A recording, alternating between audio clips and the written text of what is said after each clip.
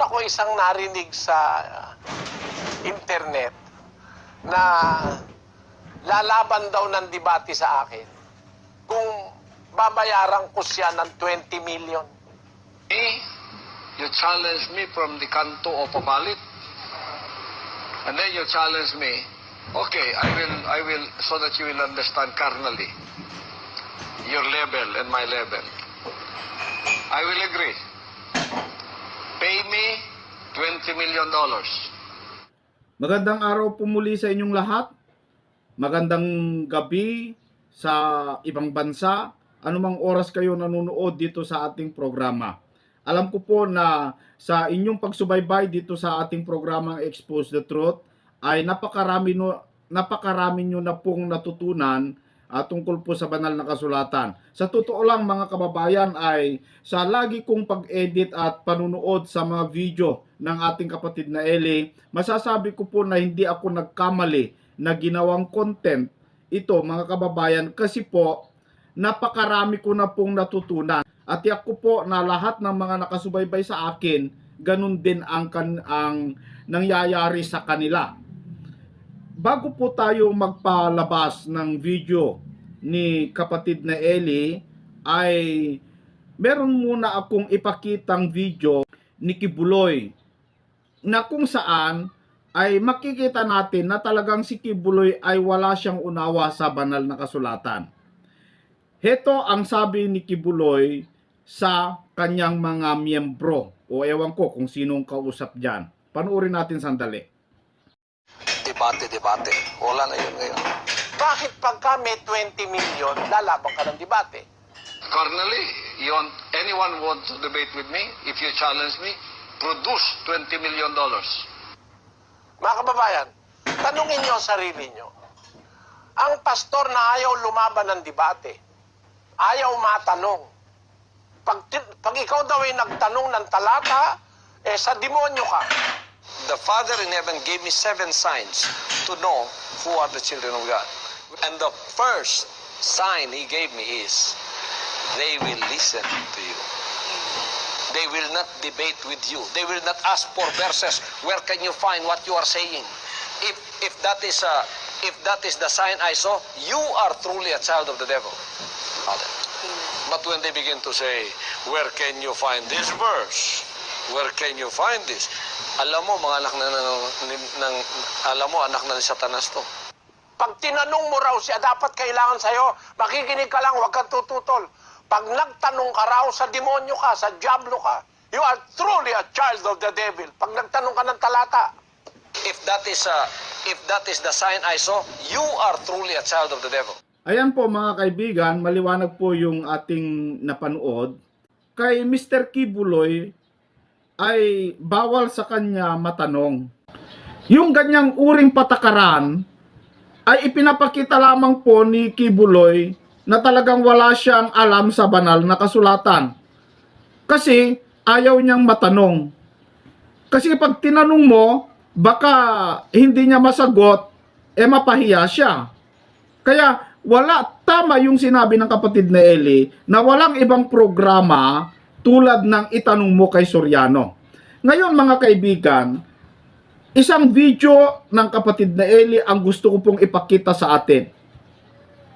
Tignan natin kung paano at kung gaano kalayo sa pagkaunawa ng kapatid na Eli sa pagkaunawa ni Kibuloy. Heto na po mga kaibigan.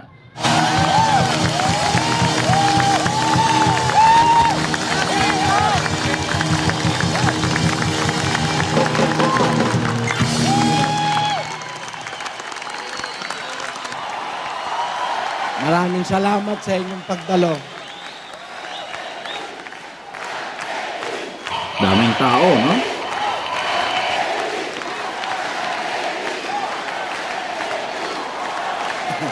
Natutuwa ako sa sigawan ng mga kapatid at ng ating mga panahin. Naniniwala po ako mga kapatid, mga bisita na naririto na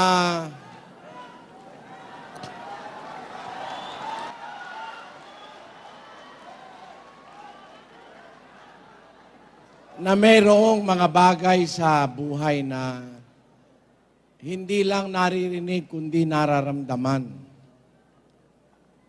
At yun pong taong nasanay sa katwiran, ang kanyang pakiramdam sanay din.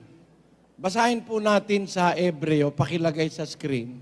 Ngunit ang pagkaing matigas ay sa mga may gulang, sa makatwid ay doon sa mga sa pamamagitan ng pamimihasa, ay nangasanay ang kanilang mga pakiramdam upang makilala ang mabuti at ang masama. Ayan. Nasanay ang wika, ang kanilang mga pakiramdam upang makilala ang mabuti at ang masama. Meron pong tao, mahusay makiramdam eh. Mahusay dumama. At pakiramdam ko lang naman, para bang masayang-masaya kayo sa pakiramdam ko, mga kapatid at mga kababayan.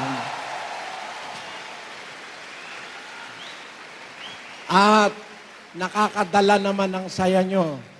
Nakakadala. Nagkakaroon ng crowd emotion. Although, I believe, not all of us, alam nyo naman yun eh. Of course, there are spies here. S-P-I-E-S. Spies. But, spies are good spies. S-P-I-C-E. Spies. Our gathering. Nakakapagpabuti po rin yan eh. Yung mga espiya, kasi bago ko tumindig, nare-receive namin mga text messages. Humanda ka na, Soriano, sa asabog ka dyan. Ayan, mga ganyan. Something like that.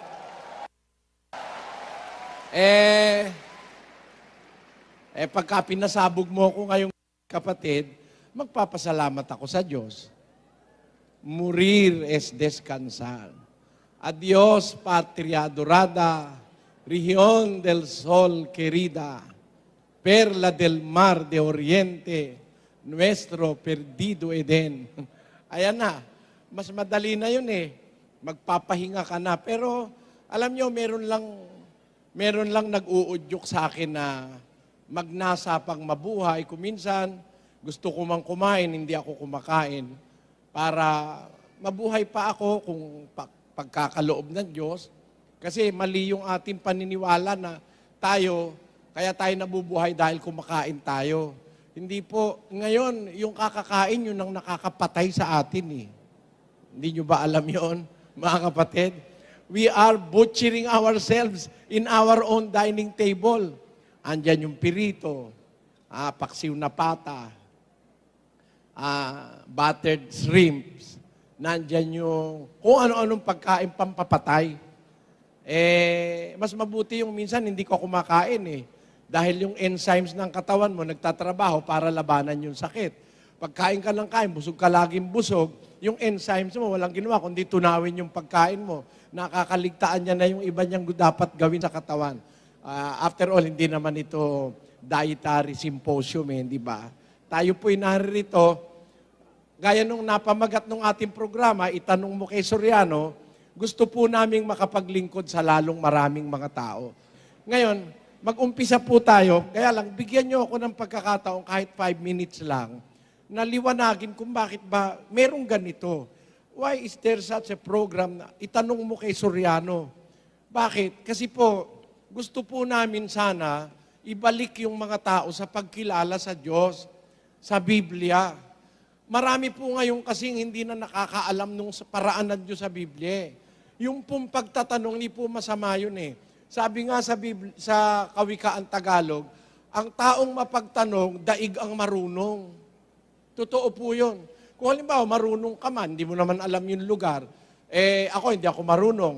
Ikaw, maliligaw ka, ayaw mo kasi magtanong. Tanong ako ng tanong, bawat kanto. Saan ho ba rito yung bahay ni Aling Kulasa? Doon ka. Ang natsyempohan mo, manluloko. Andun pala yung bahay ni Kulasa, doon itinuro. Tanong ka na naman uli, pagdating ng kabilang kanto, saan ho ba yung bahay ni Aling Kulasa? Ay, doon ho, lagpas na ho kayo. Sabi ho sa akin, dito ra. Ay, hindi. Si Aling Kulasa ba, na asawa ni Pedrong Mata? Oh, yun nga. Ay, doon ho yun. Ayan, ganon. Kaya natuklasan mo dahil sa katatanong. Ang Diyos po mayroong proposisyon sa tao. Meron siyang sinasabi sa tao. Alam nyo, nabubuhay tayo, hindi natin alam ang lahat ng bagay.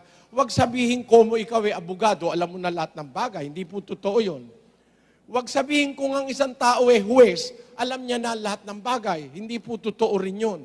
Yung abogado, marunong sa batas. Pero dalin mo siya doon sa bakery, hindi siya marunong magpaalsa ng tinapay. Malay niya ron. Di ba? Mas marunong sa kanya yung panadero. Ganun po tayo, may kanya-kanya tayong linya. At pagdating sa mga bagay na espiritual, hindi masamang magtanong dahil hindi naman tayo lahat ay nag-aaral ng Biblia. Yung doktor, pagod maghapon sa klinika. Yung isang abogado, maghapon sa bupete. O, di ba? Yung nagtitinda ng baboy sa Libertad, madaling araw pa lang, nandun na yun eh. Makakapagbasa pa ba ng Biblia yon? Kaya ang sabi sa Biblia, dito po sa Hagay 2:11, Ganito ang sabi ng Panginoon ng mga hukbo. ano po sabi ng Diyos? Magtanong kayo ngayon sa mga saserdote ng tungkol sa kautusan. Ayan, magtanong kayo sa mga saserdote tungkol sa kautusan. Magtatanong tayo sa bata, sa abogado, sa doktor kung sakit. Pero pagdating sa kautusan, sa bagay ng Panginoon, magtatanong tayo sa mga saserdote. Ngayon, inyo-offer ko po yung sarili ko, mga kapatid. Hindi naman kasi lahat ng mga ngaral ngayon matatanong mo eh. Si Brother Eli lang yata available para tanungin eh. Diba? Sabi ng Biblia yun eh, magtanong kayo ngayon sa saserdote tungkol sa kautusan. Bakit kailangan tayong magtanong? Hindi kasi tayo lahat nag-aaral ng relihiyon eh. Meron talagang nakatoka ron. May nakatoka dun sa kalsada, yung pulis. May nakatoka sa munisipyo, yung mayor. Kanya-kanya po tayo. You are contributing what your expertise is. You contribute that to the society. Ako po, hindi nagdaramot. Bukas ang programa ko. Araw-araw po, pwede kayong magtanong. 8:00 hanggang 1:00 ng madaling araw, pwede nyo akong tanungin. Kung alam nyo yung private line ko, kahit nga anong oras, pwede. I'm offering myself para po sa kaalamang spiritual ng mga kapwa Pilipino. Hindi naman po ako sasagot ng wala sa Biblia. Pag sumagot ako, tinitiyak ko sa inyo. Subukin nyo ngayon. Kahit ano itanong nyo, pangako ko sa inyo, may sagot ang Diyos sa Biblia. Bakit ko po alam yon? Bakit ko alam yon? Ako ba'y nagyayabang? Ang Diyos kasi may sabi eh. Ang Diyos ang may sabi, magtanong kayo sa mga mangangaral o sa saserdote tungkol sa kautusan. Hindi niya iuutos yon kung walang possibility maganap yon. Ngayon, sino naman kaya ang sasagot? Ito po, sa unang Pedro 3:15, pakinggan nyo nakasulat, sinabi ni San Pedro. Basa. Kundi inyong ariing banal si Kristo na Panginoon sa inyong mga puso, na lagi kayong handa ng pagsagot. Kita nyo, may tungkulin pala ang Kristiyano, lalo na ministro, lagi kayong handa ng pagsagot. Kanino? Sa bawat tao. Aba, sa bawat tao, kaaway, hindi, kapatid, kapanalig, kakontra, nakahanda kayo ng pagsagot sa bawat tao na humihingi sa inyo ng katwiran Tungkol sa pag-asang nasa inyo, ngunit sa kaamuan at takot. Kaya meron pong sinabi ang Diyos na lagi kang handa sa pagsagot. Kaya ako, nung puntahan ako ni Mr. Manolo Pabis nung araw dito sa Makati, sa May Emilia, isasali ka raw ng miyembro mo sa programa ko, sabi niya, sa Genius Family. Opo ka ako, 1980 noon eh. Brother Eli, nakahanda ka bang sumagot sa lahat ng tanong? On the air yun, radyo, lahat ng tao, maraming nakikinig, milyon. Subukan niyo po ako, Brother Manolo, sabi ko.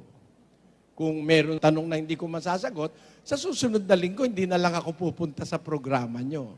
Ayan. Nung una, ang daing namin doon, mahigit kami 70. Kung sino-sino, na madalit sabi. Nung bandang huli, naging 20 na lang kami.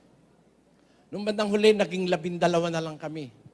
nung pagkaraan ng mga 14 na taon, ako na lang mag-isa ang natira doon sa programa ni Mr. Pabis.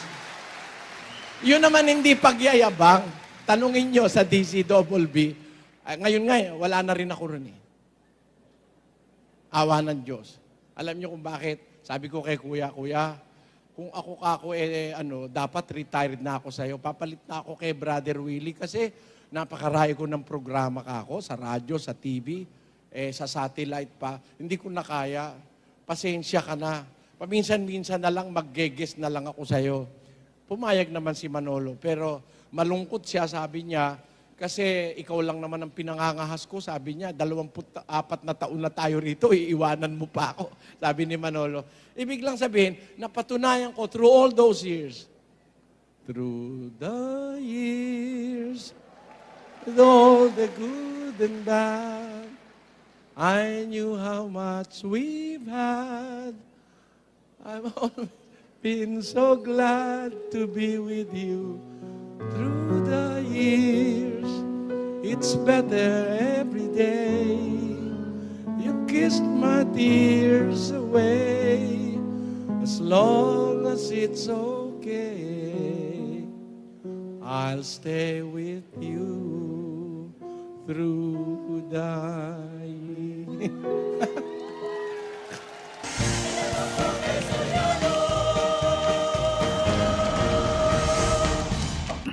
So ayan po mga kaibigan, maliwanag po na hindi bawal ang magtanong, kundi ito po ay utos po pala ng Biblia. Pero kay Kibuloy, bawal magtanong. Ang sagot naman po ng mga Katoliko dito, mga kababayan, ay wala daw karapatan si Soriano magsagot kasi kung saan dapat ang tao magtanong ay sa mga pari lang. Kapag nagtanong ka naman sa mga taga-punto por punto, wala namang naisasagot. Kung ano-ano naman ang sagot, hindi naman po tama. Kung saan-saan sila kumukuha ng isasagot. Pero kung si kapatid na Eli ang tanungin mo, napakarami kang matutunan. Gaya na lamang po nitong nagtanong. Panoorin po natin mga kaibigan.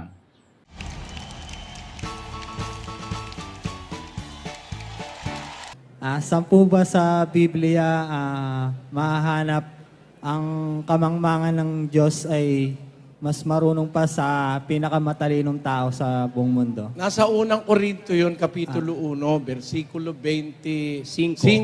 Sapagkat ang kamangmangan ng Diyos ay lalong marunong kaysa mga tao. Ayon. At ang kahinaan ng Diyos ay lalong malakas kaysa mga tao. Ayon. Sabi sa Biblia, ang kamangmangan ng Diyos lalong marunong kaysa mga tao. Hindi pinakamarunong na tao nakalagay, kundi kaysa mga tao. Ibig sabihin, pag samasamahin mo na lahat ng karunungan ng tao, compared dun sa kamangmangan ng Diyos, mas marunong pa rin yun sa lahat ng tao.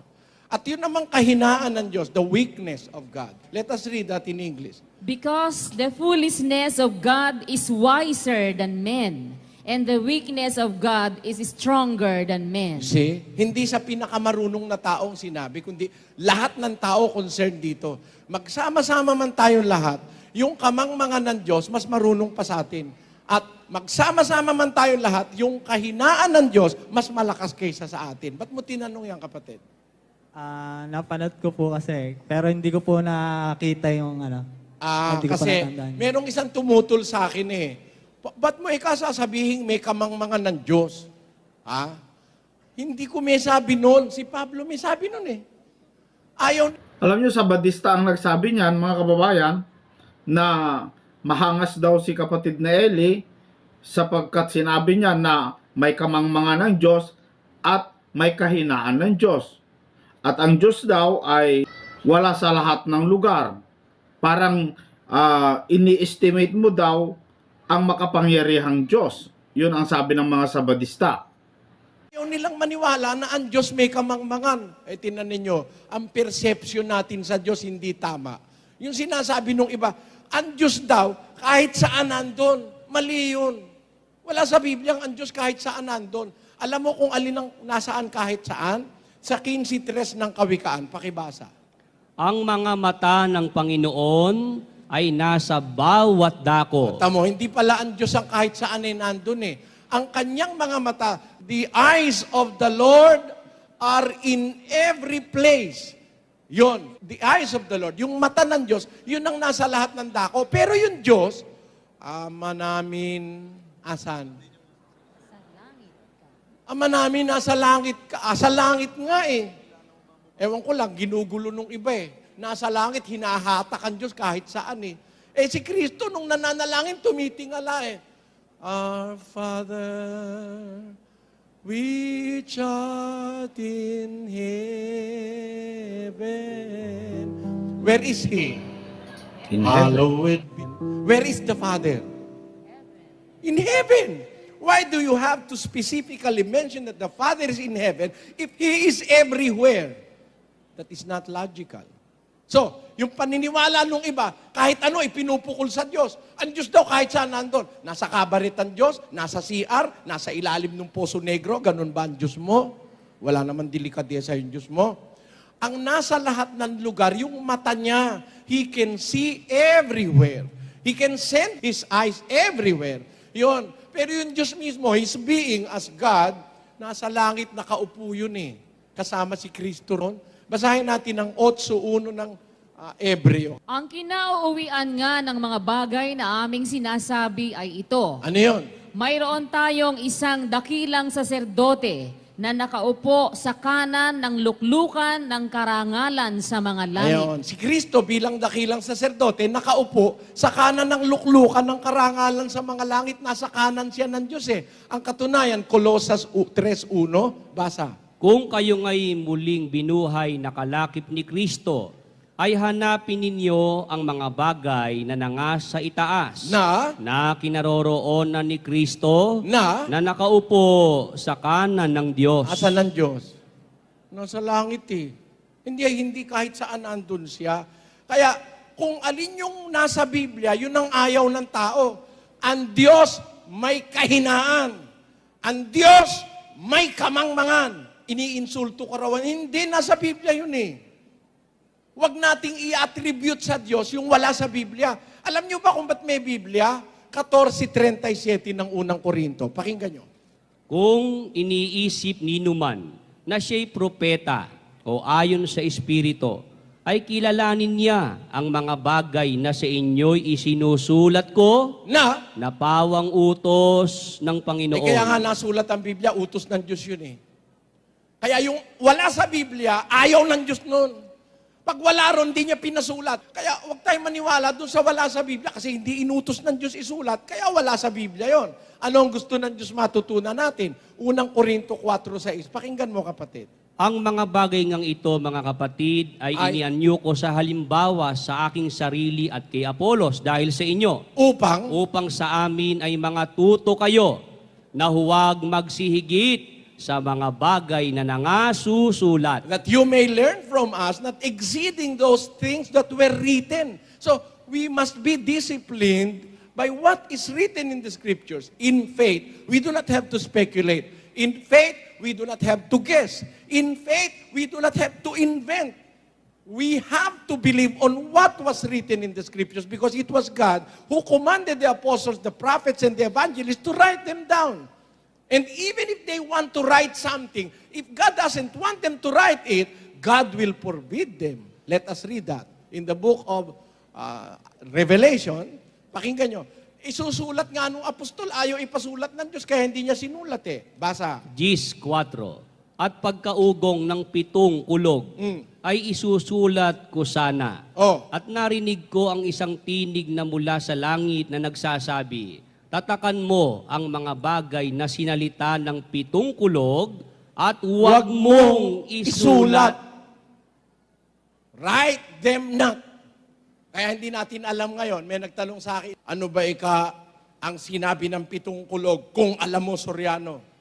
Alam ko po, sabi ko sa kanya. Ano ang sinabi? Ayaw ipasulat eh.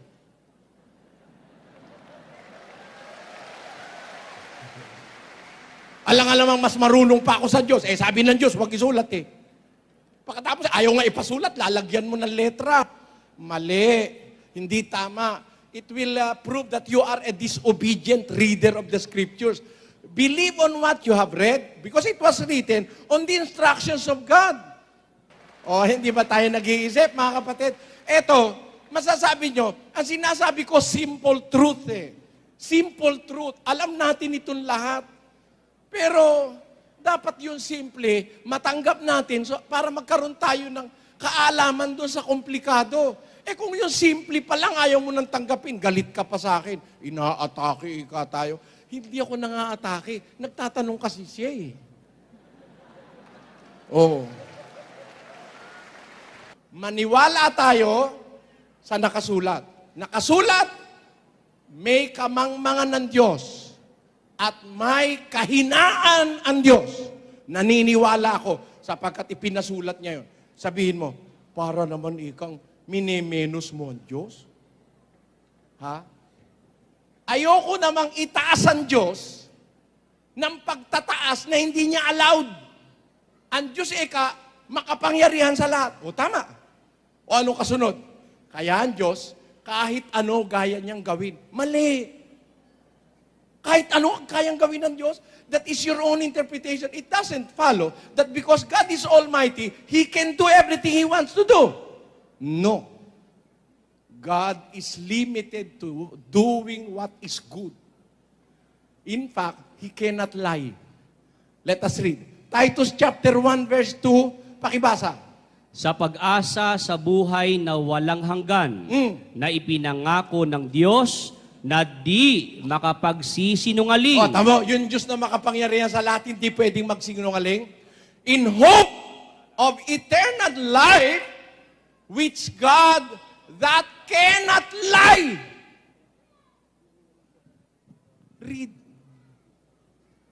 Walang dayaan, may citas, oh. You have your Bible there? Open your Bible. Which God that cannot lie promised since the world began. Period. Is it a period? The information is complete. He is an almighty God, but it doesn't mean that because He is an almighty God, He can do everything He wishes to do. We have no assurance if that is the kind of God that you have. He might lie. Then, your hope will perish. Because it is impossible for Him to lie.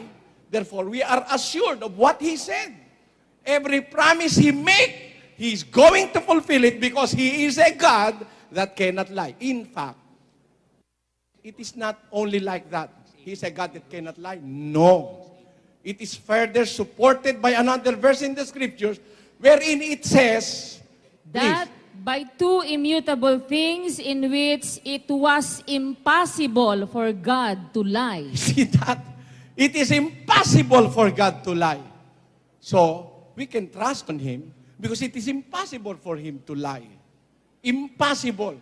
It doesn't follow that because God is Almighty, He can do everything He wants to do or everything there is. Even if He wanted to lie, He cannot lie because it is impossible for Him to tell a lie. Kita nyo? If it is a sin for us to tell a lie, the more God cannot do that. He will never tell a lie. In fact, from eternity to eternity, it is impossible for God to lie. Kaya alam nyo, mali yung ginagawa natin kuminsan, mga kapatid. Maintindihan nyo lang ito. Kaya ako lang nililiwanag mabuti tungkol sa Diyos kasi ito eh. That's my favorite subject eh. Mali na itaas mo ang Diyos sa isang lugar na ayaw niya. He is God. He is all-powerful. Let Him stay in the place where He wants to stay, not in the place where you want to drag Him to. Amen? Walang sinasabi ang Biblia that God can do everything. Wala nun. Wala nun. He cannot tell a lie. He cannot transform Himself. In God, there is no paralogy. Sa Greek, there is no transmutation in Him. He is a Father who doesn't vary anywhere, anytime, any place. Let us read James chapter 1, verse 17. It says, Every good gift and every perfect gift is from above, and cometh down from the Father of lights, In with whom is no variableness, neither shadow of turning. you see, in whom there is no variableness, neither shadow of turning. Hindi nag-iiba-iba ang Diyos. He will be like that forever. Kaya, wag nating ilagay, sabi nga ni Atty. Rosale, praise undeserved is slander in disguise. Hindi ba ganun yun, attorney? Praise undeserved is slander in disguise. Tama. Pag sinabi mo kay Brother Eli, ang kanyang mukha, ang kinis-kinis, you are slandering me. Dahil alam ko, butas-butas ang mukha ko. Pag sinabi ko naman sa inyo, pogi ako, kalbo naman ako, nagsisinungaling ako sa inyo. Tama, mga kapatid? Speak of the truth. Tanggapin mo, Pilipino ka. Huwag ka mahiya. Kung ang ilong mo ay pango. Pango naman talaga tayo eh.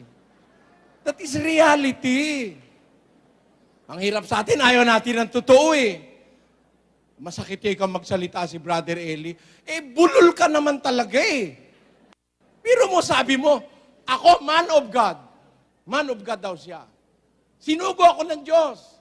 Man of God ka pala, ba't bulol ka? Walang man of God na bulol. Bulol! Gusto mo patunayan ko? Atin nyo ha? Sa 3:34 ng Juan, ganito nakasulat. Sapagkat ang sinugo ng Diyos ay nagsasalita ng mga salita ng Diyos. Narinig ko si CPR, Carlos P. Romulo, nagsalita, walang outline, 3 oras, paalakpakan sa United Nations. Such a great speaker.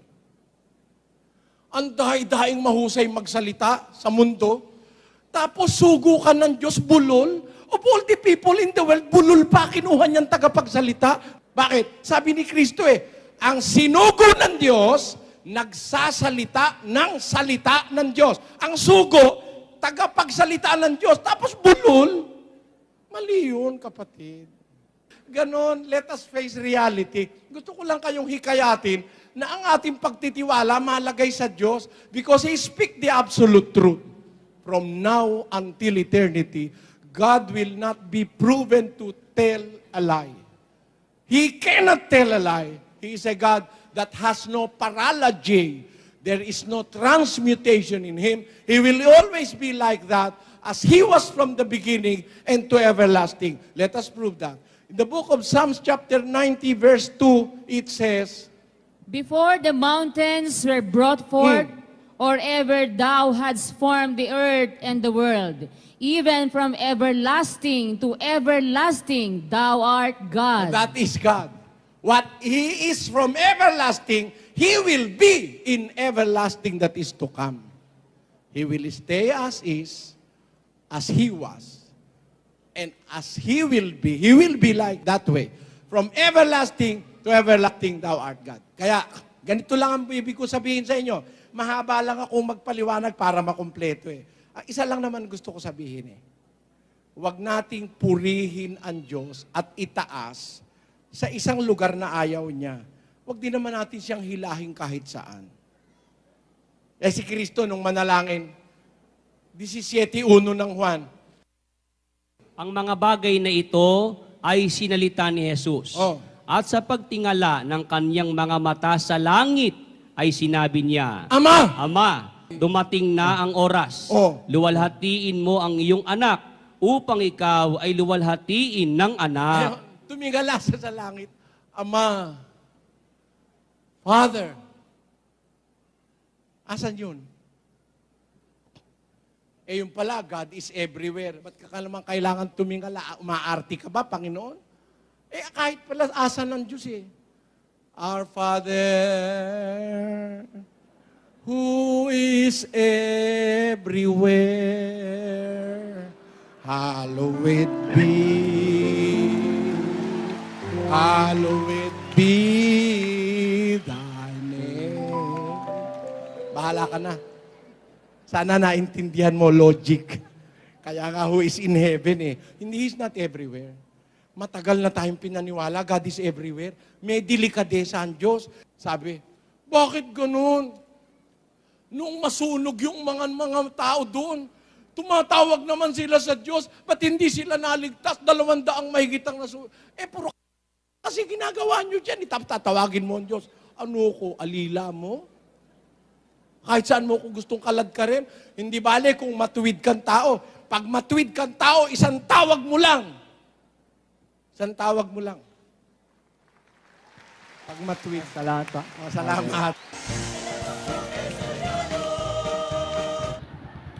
Yan po mga kaibigan, napakalinaw po yung kanyang paliwanag ni kapatid na Eli na kung saan po ay talagang biblical na dapat lang magtanong po tayo sa mga kautusan. At kanino po tayo magtanong? Doon sa nakakaalam. Magtanong ka sa pare, wala namang naisasagot na maganda, kundi puro libro, Google, di magtanong ka na lang kay kapatid na Eli. Mas marami ka pang matutunan. At wag kang magtanong kay Kibuloy kasi pag nagtanong ka, sabi niya, you are a truly child of the devil. Kakaiba naman yon, no? Alam niyo kung bakit galit na galit ang mga ibang mangangaral kay kapatid na Soriano? Dahil hindi nila kayang pantayan tungkol po sa banal na kasulatan. Masakit po siya magsalita kung minsan kasi prangka po at talagang totoo naman. Hindi katulad sa mga iba, mga kababayan na mapagpaimbabaw, na akala mo'y napakabait, mas mabait pa sila kaysa sa Diyos kung magsalita. Yung mga yon, mga kapatid, ay sabi ng Panginoong Hesukristo, mapagpaimbabaw. So, ipagpatuloy po natin ito sa susunod. Marami pa pong karugtong nito, pero ipagpatuloy natin sa susunod. Kaya yung mga laging nakasubaybay, maraming salamat po sa inyong lahat. At yung mga bago pa lamang po, maaari po kayong mag-subscribe para makasunod po kayo at marami po kayong matutunan dito sa ating programang Expose the Truth. Ang Expose the Truth po ay dito mapapakinggan po natin yung mga bagay na hindi po natin napapakinggan sa ibang mga mangangaral. Kasi po ang ibang mga mangangaral, mga kababayan, ay puro na lang blessing po ang kanilang ipinapangaral. Puro pagpayaman. Pero dito po ay makikita natin kung ano po yung mga dapat natin gawin tungkol po sa kaligtasan. Kasi sa pagkaligtas po mga kababayan ay importante dahil may panganib na naghihintay o darating sa buhay ng sanglibutan ito. So ulitin ko po, maraming salamat po sa inyong lahat. Hanggang sa muli.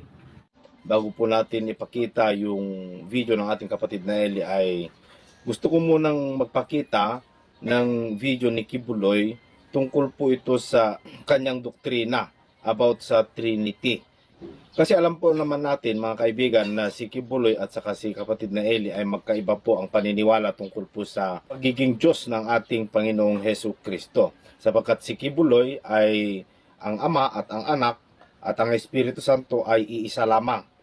Ang kapatid na Eli naman po ay hindi. So dito mga kaibigan, tignan po natin ano po yung mas magandang paliwanag at ano po yung mas katotohanan dito. So narito po mga kaibigan ang video ni Kibuloy. Maliwanag sinasabi ni Jesus Christ, ako at ang aking Ama ay iisa. Amen. Iisa. Ginawan dalawa. Ginawan tatlo. Oh. Hindi sila naniniwala kay Jesus Christ. Amen. Nang sinabi niya. Narinig ba ninyo sinabi nila, yung itinanong ni Felipe sa kanya, na sinabi ni Felipe, ano yung guro, ipakita mo sa amin ang Ama. At ito'y sapat na sa amin. Kasi tumatawag siya ng Ama eh. Oh. Nalito rin si Felipe. Tulad din ng pagkalito nitong mga taong ito. Kasi hindi man nila alam ang essence of God. Essence of God is Spirit and Word. Amen. Ang pinagmulan ng Word ang Espiritu. Pero hindi mo nakikita ang Word. Naririnig mo lang. Amen. Ngayon, hindi nila naunawaan at naintindihan yan. Kaya si Felipe, nalito rin. Kala niya, dalawa sila. Kala naman ng iba, nagbubulungan siguro. 3 siguro ito sila. Oh. So tinanong niya, pakita mo nga sa amin ng Ama. Visual ito ha. Visual, ipakita mo sa amin ng Ama. At ito'y sapat na sa amin. Anong sagot ni Jesus Christ? Eto, pakinggan ninyo. Hindi ninyo binabanggit itong sinabi niya mula't mula pa. Bagkus binago ninyo. Sige. Opo, Pastor, sa John 14 verse 8, sinabi sa kanya ni Felipe, Panginoon, ipakita mo sa amin ang Ama at sukat na ito sa amin. Biro mo yan. Visual yan ha. Ipakita mo. Mata sa mata. Sige. 9, Pastor, sinabi sa kanya ni Jesus, malaon ng panahong ako'y inyong kasama at hindi mo ako nakikilala, Felipe? Ang nakakita sa akin ay nakakita sa Ama. Paanong sinasabi mo, ipakita mo sa amin ang Ama? Hindi nila mabanggit-banggit yan. Kasi yan ang sinabi ni Jesus Christ na kanilang tinakpan sa Holy Three Doctrine. Yan, tinakpan yan. Kaya hindi nila mabanggit yan kasi magiging salungat na eh. Magiging salungat na. Kasi iba yung Ama eh. At iba rin yung anak. Hindi nila alam, pag nagsalita si Jesus Christ na ganyan, nagsasalita siya bilang Word of God. Amen. Bilang Word of God, He's God. Amen. John 1:1. In the beginning was the Word was with God, and the Word was God. And the Word was God, was made flesh. John 1:14. Oh. Kuminsan nagsasalita siya bilang anak ng tao. At kuminsan nagsasalita naman siya bilang Word of God. Diyos siya. Amen. O dyan, Diyos siya dyan. Ang nakakita sa akin, sa Word, nakakita na sa Espiritu na nagpadala sa Word. Amen. Kasi ang Word at ang Word at ang Espiritong pinagmulan ng Word, hindi dalawa, iisa. Amen. Bakit nalito ang mga tao? Dahil kay Athanasius. Ginawa niyang 3. Kaya ang inahanap nila, iba yung nasa, yung Ama, iba yun. Ang iba anak ko, ginawang physical ang Godhead. Amen. Oh, pero hindi nila maunawan pag yan binasa. Kaya hindi nila mabasa eh. Hindi nila mabasa yan.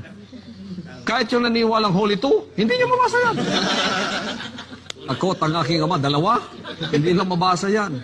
Oh, meron naman nagsabi, kung siya pa ang tunay na Diyos, bakit nagpakilala pa siya ng isang tunay na Diyos? Kung akong tatanungin mo sa ganun, sasabihin ko, sino ang tinutukoy mo dito na tunay na Diyos? Yung Espiritu? Si Jesus Christ bilang salita, nagsasalita siya dito? Sino tinutukoy mo? Ito ba yung si Jesus Christ na binabanggit niya yung tunay na Diyos na sinabi niyang kanyang Ama? Yun ba ang tinutukoy mong tunay na Diyos? Yung kanyang sinasabing Ama? Oh, tanungin mo ako, sino ang tunay na Diyos? Yung Ama. Ngayon, sabi mo, Diyos siya. Bakit nagpapakilala pa siya ng isang tunay na Diyos? Ang tatanungin ko sa iyo, sino tinutukoy mo ditong Diyos na tunay? Yung Ama na tinatawag niya? Siyempre yun. Amen. O anong sasabihin ni Jesus Christ sa iyo? Siyang sasagot sa iyo. Ako at ang aking Ama ay iisa. Amen. Ang nakakita sa akin, nakakita na sa Ama. Amen. Oh, paano mo i-reconcile ngayon yan? Hindi mo na ma-reconcile. Kahit sino sa kanila, hindi nakapag-reconcile. Kaya ngayon, nag-aaway sila. Amen. Pero pag yan, pinaniwalaan mo yung sinabi ni Jesus Christ, maliwanag. Bilang Word, Diyos siya. Oh. At ang Word, nagkatawang tao. Kaya hindi na Word of God ang tawag nung nagkatawang tao. Son of God. Pero yung kanyang pagiging Word of God, hindi naalis yun. May mission lang siya para tubusin tayo. Amen. At ating tanggapin ang mga sinabi ni Jesus Christ at ng kanyang mga apostoles. Amen. Sapagkat yan ang tunay na daan ng katotohanan. Amen. Oh, anong sinabi niya kay Felipe? Katagal na kitang kasama, Felipe, hindi mo pa pala ako kilala. Amen. Bakit ang tinatanong ni Felipe, pakita mo sa amin ng Ama? Bakit ang sinabi niya, hindi mo pa pala ako kilala? Felipe, ang nakakita sa akin, nakakita na sa Ama. Amen. Kasi ang Ama at ang Anak, iisa. Ang Spirit and Word, iisa. Naku, mahirap bang unawain yun? Bakit naghirap silang unawain yan? At pagkatapos binabaluktot pa tayo, na tayo ang mali, na tayo ang wala sa katotohanan, na tayo daw ay sinungaling, na tayo daw ay kulto, na tayo daw ay hindi dapat paniwala, na hallucination daw ako. Tingnan mo kung ano ang inyong mga katwiran. Katwiran yan ng mga lipin. Amen. Hindi kayo nakakaunawa ng mga bagay na spiritual. Kawawa naman kayo. Di ba? Di ba kayong kawawa?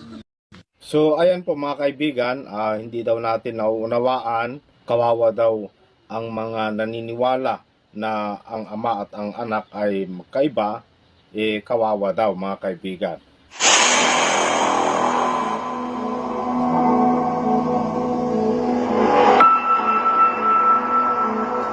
Paano sasawayin?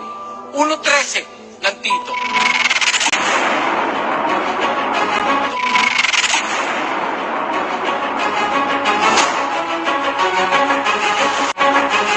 Sawayin mo, may kabaksikan sila upang magpakagaling sa pananampalataya. Gusto mong gumaling ang tao? Pag mali, sawayin. In the name of Jesus! Gusto namin kayong malita. Si Jesus Christ, dito na nakatira sa atin.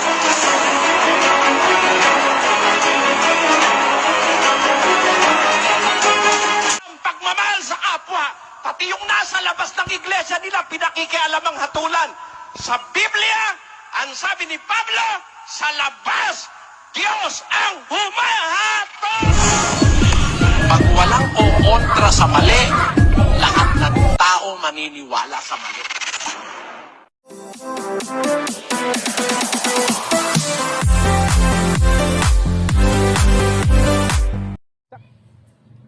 Okay po mga kaibigan, bago po natin ipagpatuloy yung ating kasalukuyang pinapanood dito sa ating programang Expose the Truth. Ayan, kumusta po kayo mga kaibigan?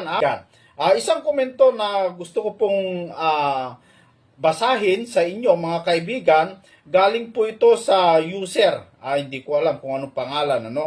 Pero sabi niya mga kaibigan, Good AM Brother Ezer. Para malaman ang pangalan ng Diyos, basahin po ninyo ang 1:17-11 at i-analyze ninyong mabuti sapagkat ito ang tunay na pangalan ng Diyos sa Mateo chapter 1 verse 21 at sa Acts 9:3-5. Kung ano ang pangalan ng Espiritu Santo, si Jesucristo isang persona sa tatlong komposisyon, Ama, Anak, at Espiritu. Dapat ma-analyze ito para malaman ng totoong pangalan ng Diyos Ama. Amen. Palagay ko yung nagkomento dito mga kaibigan ay isa po siyang oneness. Kaya meron po akong ipapakita sa inyong video mga kaibigan na kung saan po ay tatalakayin po ng ating Panginoong Jesucristo tungkol po rito. Narito po ang video ng ating kapatid na Eli na ating papakinggan mga kapatid. Si kapatid na David Brual, isa pong member ng United Pentecostal. So, magandang gabi po, Sir Eli. Ang katanungan ko po ay tungkol sa bautismo. Kasi mayroon akong nabasa sa Matthew chapter 28, verse 19, at saka sa Gawa chapter 2, verse 38. Alin po ba ang talagang dapat na gamitin sa dalawang nakasulat sa libro? Yun lang po. Walang dalawang nakasulat, kapatid. Walang dalawa. Kung naniniwala ka sa Biblia, siguro nailigaw ka lang ng paniniwala ng mga Baptist. Walang dalawa. Kasi ang nasa Biblia, Efeso 4:4, ganito hanggang 5. May isang katawan at isang espiritu, gaya naman ng pagkatawag sa inyo sa isang pag-asa ng pagtawag sa inyo. Isang Panginoon, isang pananampalataya, isang bautismo. Kita mo, kung nag-aaral ka ng Biblia, kapatid, at hindi ka na-impluensyahan ng thinking ng mga pastor mo na mali, hindi ka maniniwala ng dalawang bautismo. Bakit? Ang sabi ng Biblia, may isang katawan. Isa lang yon, walang ikalawa yon. May isang espiritu, gaya naman ng pagkatawag sa inyo, sa isang pag-asa ng pagtawag sa inyo. Isang Panginoon, isang pananampalataya, isang bautismo. Ang tunay na bautismo sa Biblia, isa lang yon. Pinaghihiwalay lang ng pastor ng Pentecostal. Di kita masisisi kasi sila nagturo sa'yo. Pero kung kayo'y guided by the spiritual and biblical truth, na ang Biblia galing sa isang Diyos, hindi Diyos na sinungaling, hindi Diyos na estupido, kundi Diyos na totoo, maalam, marunong, makapangyarihan sa lahat. Ang turo niya, isa lang ang bautismo. Eh kung isa lang ang bautismo, paano ngayong parehong nakasulat sa Biblia ay magkaiba? Ang logic nun, parehong bautismo yon. Yung nasa 28:19 at sa 2:38, speaks of the same baptism. Ang sinasabi lang ng mga pastor ng Pentecostal na oneness, isa lang iba yan. Ang mas tama yung nasa 2:38, sa pangalan lang ni Jesucristo. Kagaguhan yon. Wala naman nakalagay sa pangalan lang ni Jesucristo. Kahit na magkatuwad ka sa pagbabasa ng Biblia, walang sa pangalan lang ni Jesucristo. Nilalagay lang nila yung lang para mandaya ng tao. Yun din yun. The same baptism. Kasi ang nagsalita sa 28:20 si Kristo. Si Pedro tinuruan lang ni Kristo. Walang karapatan si Pedro magturo ng iba sa tinuro ni Kristo. Dapat nung maintindihan yan, kapatid. Walang liberty ang mga apostol, wala silang kalayaan na magturo ng iba sa itinuro ng kanilang maestro. 23:8 ng Mateo. Basahin natin. Pisahan natin sa 7.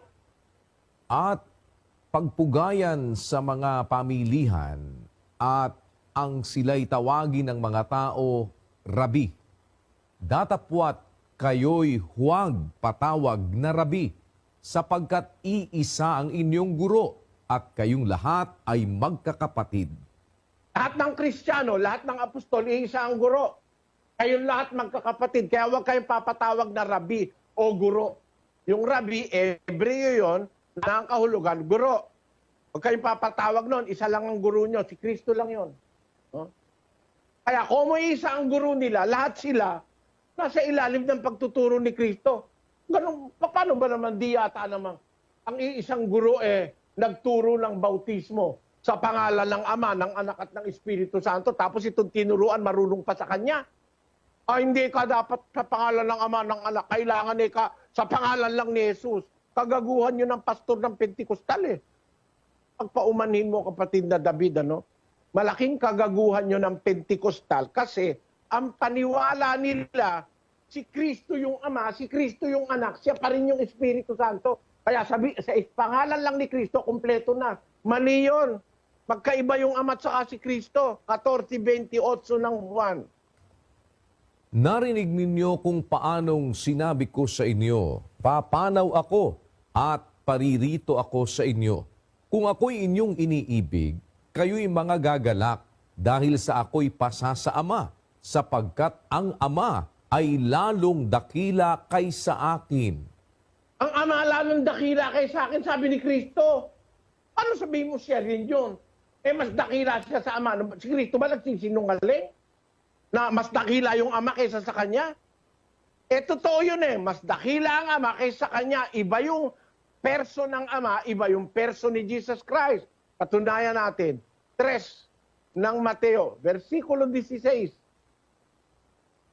At nang mabautismuhan si Jesus, pagdakay umahon sa tubig, at narito, nangabuksan sa kanya ang mga langit, at nakita niya ang Espiritu ng Diyos na bumababang tulad sa isang kalapati at lumalapag sa kanya. At narito, ang isang tinig na mula sa mga langit na nagsasabi, ito ang sinisinta kong anak na siya kong lubos na kinalulugdan. Tamo kapatid, tatlo yan Si Kristo, yung anak, nasa ilog ng Jordan. Binautismohan ni Juan. Pag-ahon niya sa tubig, nakita niya bukas ang langit, yung Espiritu ng Diyos pumaparoon sa kanya. Siya ba yung Espiritu? Napakagago namang magsabi, siya pa rin yung Espiritu. Galing nga sa langit yung Espiritu, pumaparoon sa kanya. Nabuksan ang langit. Nakita yung Espiritu Santo, bumababa. Siya ba yun? Kung namang mga pastor ng Pentecostal ito, hindi nag-iisip. Ito yung anak sa ilog ng Jordan. Meron ka bang tutol na yung anak nasa ilog ng Jordan kasama ni Juan? Wala. Nilubog nga sa tubig eh. Binautismohan nga eh. Pagkabautismo, umahon sa tubig si Jesus. Nakita niya ang langit nakabukas. Yung Espiritu ng Diyos bumababa. Sinungaling ba si Mateo? Na nag-uulat ng mali. Bumababa Espiritu ng Diyos, bumababa sa kanya. Eh kung siya rin yun, sana nakita niya ang Espiritu, siya rin yun, bumababa sa kanya rin. Wala namang ganun.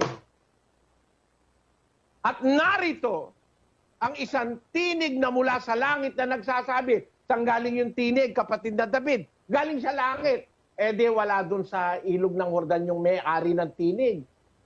Ito ang sinisinta kong anak. Aba, eh di yung nasa langit eh yung ama. Kaya yung ama nasa langit, yung espiritu bumababang galing sa langit, yung anak naman nasa tubig. Ano ngayon siya rin yun? Sabi ng mga Pentikostal, yun eh kang ama, office yun, office. Basahin mo sa Biblia na yung ama, office. Pag nabasa mo, papaputol ako ng leeg, tanga. Wala nun. Yung ama, kalagayan yun. That's a being, that's a person. Si Kristo, kalagayan din yon, a person din. Ang katunayang magkaibang person yan, Hebreo 1, 2, at 3. Ay nagsalita sa atin sa mga huling araw na ito sa pamamagitan ng kaniyang anak na siyang itinalaga na tagapagmana ng lahat ng mga bagay na sa pamamagitan naman niya'y ginawa ang mga panahon. Palibhasa'y siyang sinag ng kaniyang kaluwalhatian at tunay na larawan ng kaniyang pagkadiyos. Kita mo, yung anak, sinag ng kaluwalhatian niya. Larawan ng kanyang pagkadiyos. Yung anak, kalarawan ng ama. Eh pagka sinabing pareho sila ng larawan, hindi isa yun. Kaya nga nung gagawa ng tao, sabi niya, lalangin natin ang tao ayon sa ating larawan, ayon sa ating wangis. Meron dalawang person dito, magkawangis, magkalarawan, magkamukha. Sa termino nating mga tao, look alike, magkamukha sila. At sino yon? Yung ama't anak. Magkalarawan, magkawangis, pero magkaibang person. Pwede ba sabihin mo, magkalarawan eh, kung isa lang? Ay, pakita ko sa iyo ito, kapatid, ha? Siguro kilala mo to. Ito si Ninyo Mulak. Oh. Like father, like son. Alam ko kung bakit. Kasi nakita ko si Ninyo nung maliit. O eh, yung anak niya ngayon, kamukha niya. Pwede mo ba sabihin kamukha kung isa lang? Diba ako? Sabihin ko, magkamukha ako. Magkamukha kanino? Gago ka pala eh.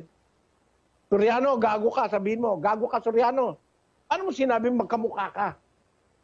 Kung wala kang kamukha o look alike. Ano ang punto ko? Eh, awa naman ng Diyos, hindi ako gago. Alam kong yung salitang magkamukha o magkalarawan, magkawangis, eh ibang perso ng isa't isa. Kaya ang sabi ng Diyos, lalangin natin ang tao sa ating larawan. Eh kung isa lang yon, sino kinakausap niya? Sarili niya. Ba't ang ginamit niya ay ating? Pagka-ating, ang Diyos ng mga Pentikostal, hindi marunong ng grammar. No? Stupido rin.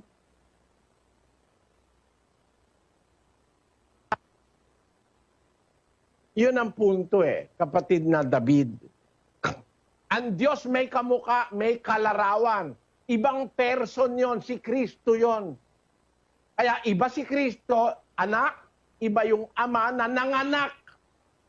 2:7 ng awit. Basahin natin. Aking sasaysayin ang tungkol sa pasya. Sinabi ng Panginoon sa akin, ikaw ay aking anak. Sa araw na ito ay ipinanganak kita. Eh, kita mo, nagsisinungaling ba yung anak?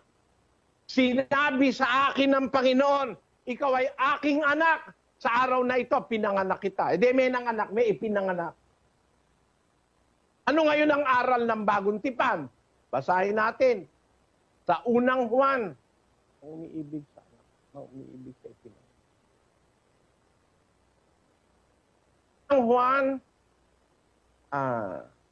5:1.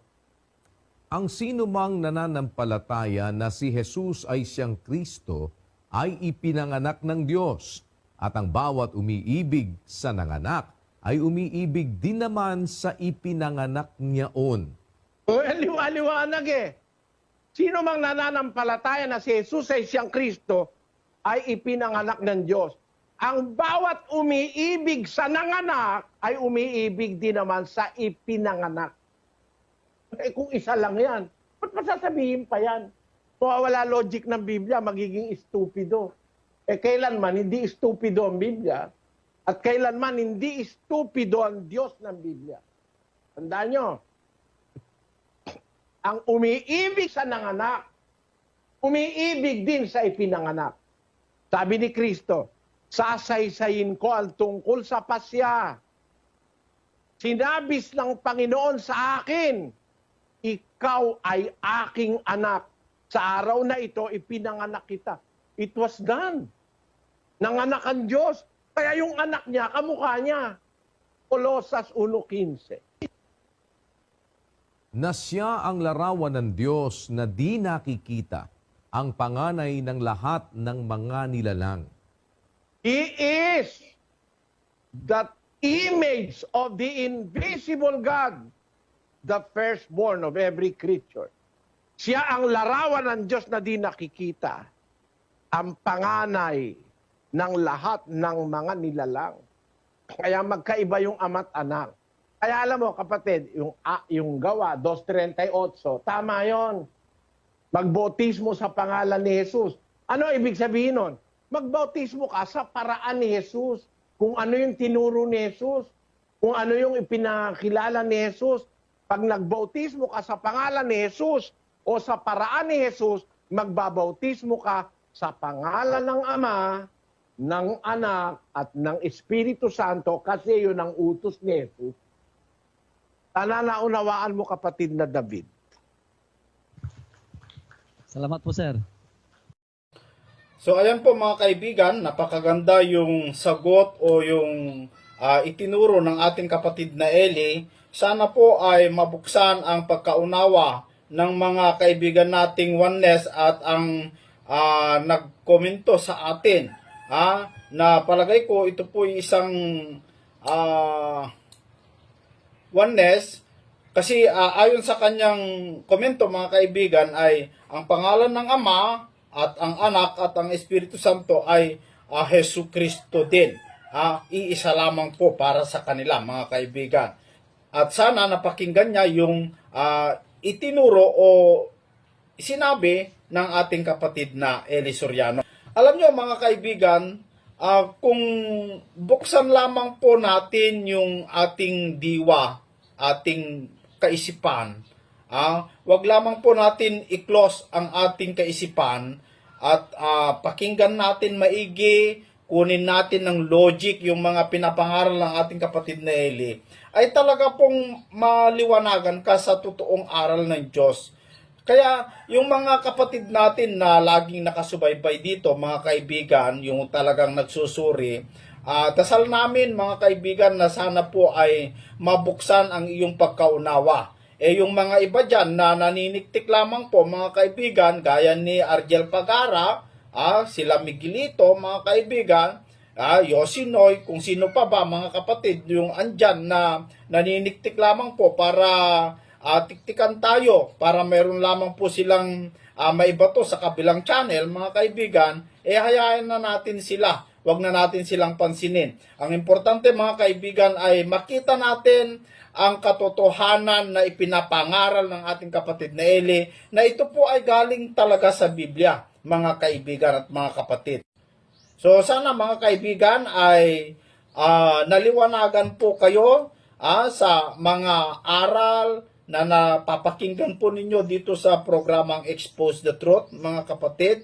At inaanyayahan ko po na yung mga gustong makaalam ng totoong aral, yung mga nagsusuri, mga kaibigan, yung mga nagtatanong kung paano sumanib o umanib sa MCGI, mga kaibigan at mga kapatid, ang gawin po ninyo ay punta po kayo sa lokal ng MCGI kung saan yung malapit sa inyong mga lugar. Ang isa sa mga doktrina, requirement ng MCGI, mga kaibigan, ay dapat makinig po kayo sa doktrina. Magpa-doktrina po kayo. And then pagkatapos, doon po kayo mag-decide kung tatanggapin nyo yung aral o hindi. And then pagkatapos, magpabautismo kayo kung tatanggapin nyo, mga kaibigan, para mapabilang po kayo sa mga kaanib ng MCGI. So, maraming salamat po sa inyong lahat, mga kaibigan. Hanggang sa susunod po dito sa ating programang Expose the Truth.